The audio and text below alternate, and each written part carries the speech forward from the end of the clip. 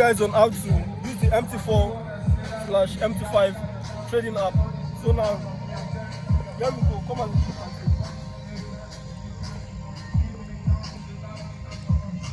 This is how to use the app. So first of all, when you open your MT5, then you go to your list. Then if you don't have an account yet, you can actually go here, click on this area.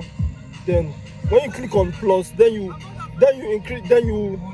choose the broker you are using. Then this is where you write the broker. For me, I am using XNEX.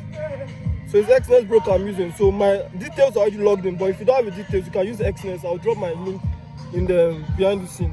So this is how you do it. So when you do it finish, then you go to the account. This is the different time frames. From iOS MT5 app, you can actually navigate the time frame from here. This is a monthly time frame.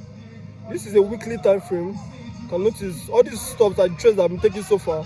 This is a daily time frame, and this is a 4-hour time frame, a 1-hour time frame, like that. So to take a trade on the iOS platform, I believe the Android platform will come in out soonest. So on the iOS platform, you just use to click on this button here. When you click on the button, you have an option to buy or sell. If I speculate, if I feel the market should come down a little bit lower, then I'm going to put the point in I want, then 0.01, then I click on sell. Immediately, automatically my trade will start running into profit. But if I feel it should go on the buy, then I'll click on the buy instead. Then the market will start going into profit. Then this is how it is. There are different pairs. There's USD card. There's gold.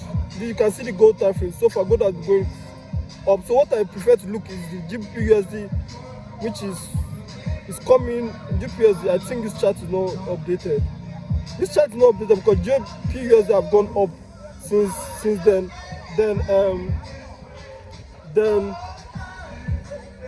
GBP card is not part of this list. GBP